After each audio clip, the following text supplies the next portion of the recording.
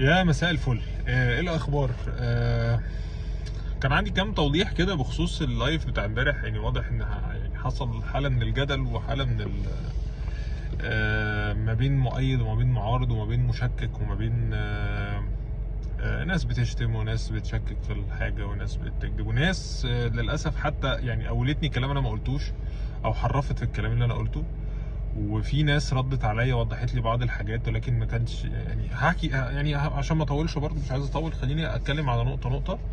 النقطه الاولانيه اللي انا شفتها ان في حد بيقول ان استاذ هاني بيرزي ما دفعش حاجه لاسوريو وان النادي دفع المستحقات. انا كل اللي قلته في اللايف امبارح ان الراجل كان باقي شهر في مستحقاته، الشهر ده قيمته $90,000.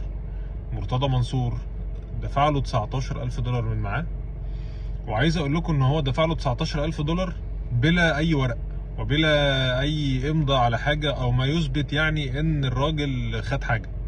والراجل راح لكابتن حسين لبيب لما قعد معاه، يعني كان باقي له $71,000 بعد الشهرين اللي خدهم من لجنه سياده اللواء حسن موسى. يعني النادي دفع جزء وكان متبقي جزء اللي هو 70 اللي هو $90,000. مرتضى اداله قبلها 19 وكان متبقي 71. حلو كده. فراح قال له انا خدت من مرتضى 19 وانا واجب عليا او من جانب الامانه يعني ان انا اقول لك ان انا خدت 19 بس انا ما مضيتش على حاجه وانا متبقي لي $71,000. الراجل بيرزي دفع ال $71,000. وانا حتى قلت لكم القعده اللي كانت موجوده في احد الكومباوندات الشهيره في 6 اكتوبر، وقلت حتى مين الناس اللي كانوا حاضرين. انا ما قلتش اكتر من كده، يعني انا ما قلتش غير 71. ليه الناس اشمعنى 71؟ قال لك اصل هو عشان يبقى دقيق. مش موضوع دقيق، هو خد 19 وفضل 71. دي نقطه. فيعني ولا انكرت ان هو وانا بتكلم في شهر، يعني انا بتكلم في شهر واحد كان ناقصه فيه فلوس. هو الراجل اصلا كان المفروض كان بقاله 3 4 شهور ما بيقبضش، وكان بالمناسبه هيقل ويفسخ عقده يعني، ولكن هو ما فسخش. فلجنه اللواء حسن موسى دفعت له جزء وكان متبقي له شهر. انا حكيت لكم القصه بتاعتي دي حاجه. فده ردا على النقطه بتاعه هاني بيرزي واسوري ودفع ولا ما دفعش. النقطه الثانيه على الاستاذ محمد نور اللي هو صاحب محلات تاي هاوس. الباشمهندس رحاب ابو رجيله النهارده يعني شرح لي قصه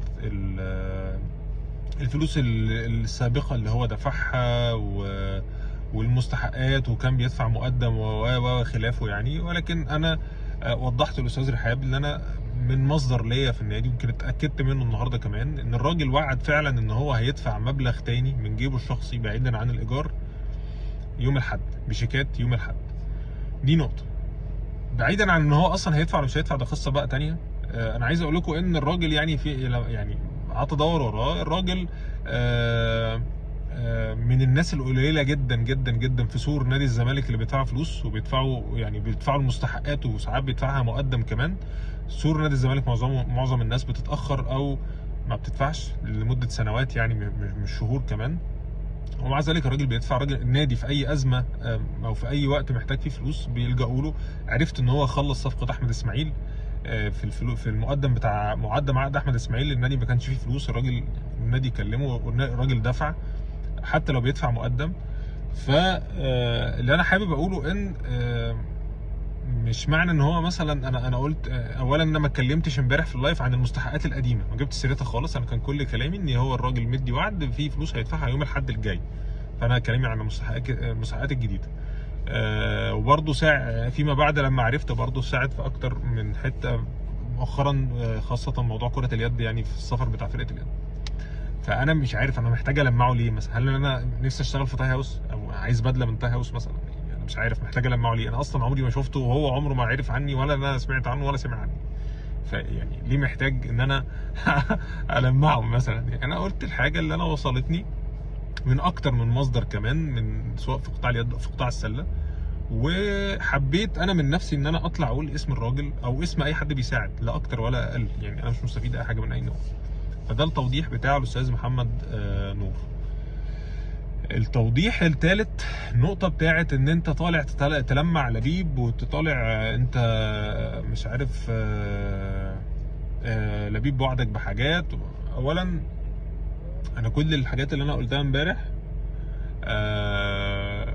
حاجات معلش كل الحاجات اللي انا قلتها امبارح انا قلت مثلا ان هو قعد او حاول او بيحاول، ما قلتش ان هو دفع او اتفق او عمل. يعني انا بقول ان هو محاولات، ومحاولات تمت عن طريق، يعني انا كنت طرف فيها، يعني كنتش حابب اقول الكلام ده، بس انا كنت عند طرف فيها وتوسط لي عند كابتن حسين صديقي العزيز ايمن لاشين، اللي بالمناسبه بيقوم بادوار كتير جدا في النادي يعني. فالراجل هو بما انه صديق لكابتن حسين فبيشرح لي وبيقول لي على القصص بتاعه لو حابين نساعد، لو حابين نعمل حاجه، لو حابين نضغط في حاجه، نمشي حاجه، ندفع حاجه، وهكذا. فالراجل انا عرضت عليه موضوع اتشمبونج وموضوع سبورتنج لشبونه. موضوع سبورتنج لشبونه كابتن حسين ما دفعش حاجه لان الموضوع ما اتحلش اصلا. موضوع اتشمبونج انا قلت والكلام ده حصل بالنص وانا معايا الشات، ان لما عرضت الموضوع على كابتن حسين الراجل بالنص قال تواصلوا مع المحامي بتاعه، انا مش هتواصل مع محامين ولا مع وكلاء، تواصلوا انتوا مع المحامي بتاعه وهاتوا لي ما يثبت منه ان هو مستعد يقسط وانا هتواصل معاه بعد كده. وفعلا ده اللي حصل. احد الصحفيين الزملكاويه اللي انا مش حابب اقول اسمه كلم الراجل واتناقش مع الراجل، ومعانا سكرين شوت من الكلام والمحادثه بالكامل معايا انا شخصيا. الراجل موافق، قال انا عايز مسؤول من النادي يكلمني وانا موافق اقسط على قسطين او 3.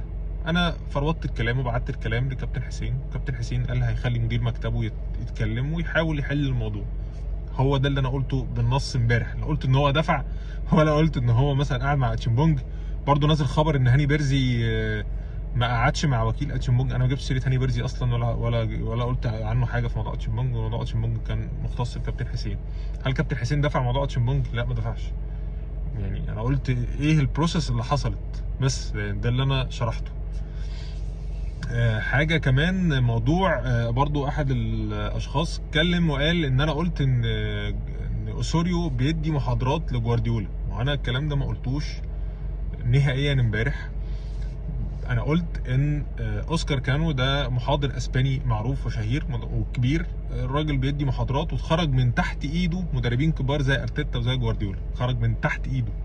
وان اوسوريو هيروح يدي هناك محاضرات، والندوه او التجمع ده كان بيقال فيه ان هيبقى محاضر فيه جوارديولا وارتيتا مدربين كبار في اسبانيا.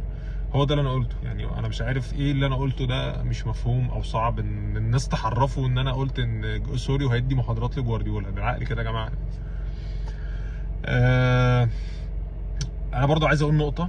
انا يا جماعه خدت عهد على نفسي، انا بعيدا بقى عن اي حد، اللي هيعمل حاجه كويسه هطلع اقولها. وخلي بالكم يعني برضو الواحد يفكر ما بينه وبين نفسه، لو الشخص اللي قال حاجه او وعد بحاجه ما عملهاش، ما انا هطلع اقول ان هو ما عملهاش. يعني على سبيل المثال كابتن حسين لبيب قال ان انا هدفع الفلوس المتاخره بتاعه اوجي مايو قبل 30/9. والله انا 30/9 هيجي الراجل ما خدش فلوسه، وانا هطلع اقول والله يا جماعه المشكله ما زالت مستمره ان كابتن حسين ما دفعش فلوسه زي ما وعد. الموضوع بسيط جدا جدا جدا، ابسط مما يكون. مش محتاج ان احنا نقعد نشتم ونتخانق وده تبع كذا وده مع كذا. ده انا حتى امبارح قلت يا جماعه بلاش نعمل زي ما كنا بنعمل ايام مرتضى، وان اللي مع فلان بيشتم علان واللي مع علان بيشتم فلان. بلاش نعمل الموضوع ده. الموضوع ده يعني خلي كل واحد بيساند حد معاه. وانا قلت حتى ان كابتن احمد سليمان انا مش قريب منه، فانا مش عارف ممكن يكون بيساهم في حاجات او بيساعد في حاجات، ولكن انا ما عنديش علم بيها. وانا قلت الكلام ده نصا امبارح. لو حد حابب ينشر حاجه لكابتن احمد او يعرفني حاجه انا تحت امر. يعني انا ما عنديش مشكله. ما حدش مثلا يجي يقول لي كابتن احمد عمل كذا فانا مش هطلع اقول. لا طبعا. يعني ليه؟ يعني اللي هعمل كده ليه يعني؟ انا بالنسبه لي المصلحه بتاعت النادي هي اللي تمشي، مين بقى هيعملها مش فارق معايا، هطلع اقول. وخلي بالكم الالتزام اللي انا بقوله ده ضغط اصلا على المرشح اللي قايل، او ضغط على الراجل اللي بيتكلم، لان انا الزمته قدام الجمهور ان انت هتنفذ وعدك، ان الناس كلها دلوقتي عرفت الكلام اللي انت بتقول عليه فهتعمل اللي انت بتقول عليه. لو ما عملتوش هطلع اقول ان انا ما عملتوش. بس انا يا جماعه يعني ما تدخلونيش قصه الانتخابات. انا راجل مش بتاع انتخابات، انا راجل بتاع زمالك يعني، وكوره وتنس وسباحه ومش عارف يد وسله وكده. انا ماليش دعوه بقصه الانتخابات وده مع فلان وده مع علان. وما عنديش مشكله مع الطرفين على فكره خالص. اذا كان ان انا اكتر مجلس عندي مشاكل معاه وما بحبهمش ولا هم بيحبوني، كنت بحاول اساعد وهم موجودين، وكنت بحاول اخدم النادي وهم موجودين، وانا عارف ان الخدمه اللي هتروح للنادي والنادي ممكن يطلع له حاجه كويسه هتتحسب لهم، ما كنتش بتردد يعني. فما بالك يعني بكابتن حسين او كابتن احمد؟ يعني انا ما عنديش مشكله مع اي حد فيهم. فبعد اذنكم يا جماعه الخير، انقلوا الكلام صح. انا قايل الكلام صوت وصوره، فاي حد ممكن يفتح الفيديو يتاكد منه. دي حاجه. الحاجه الثانيه، ما تدخلونيش لعبه الانتخابات. انا الراجل مش بتاع انتخابات، ولا هكون بتاع انتخابات، ولا شغال عند حد، ولا بتاع حد. وللمره المليون، انا اصلا الحمد لله، يعني الحمد لله شغال في، يعني ليا مجال شغل كبير الحمد لله وشغال فيه، مش محتاج النادي ولا محتاج مرشح ولا محتاج فلان ولا علان. الحمد لله رب العالمين، ربنا ما يحوج حد يعني. فانا اتمنى يعني التعامل يبقى كويس. انا مش حابب ان انا اتخانق مع حد، وماليش في قصه الملاسنات والتراشق والشتايم والخش ارد على ده والسن وسكرين شوت والكلام ده. انا ماليش في الكلام الفاضي ده خالص، ومش هلجأ للكلام ده خالص يعني. بس مش حابب يبقى ليا مشاكل مع حد يعني. فانا اتمنى بس الناس تهدى كده على بعضها، ولو حد مش واضح قدامه حاجه او في حاجه مش واضحه قدامه ممكن يكلمني انا شخصيا. انا بجاوب اي حد على اي حاجه يعني، وكده كده يعني بندردش سوا يعني. بس ده كل اللي انا حبيت اقوله. ونتمنى ان شاء الله اللايف الجاي يعني نسمع فيه اخبار حلوه. اشوفكم على خير ان شاء الله. سلام.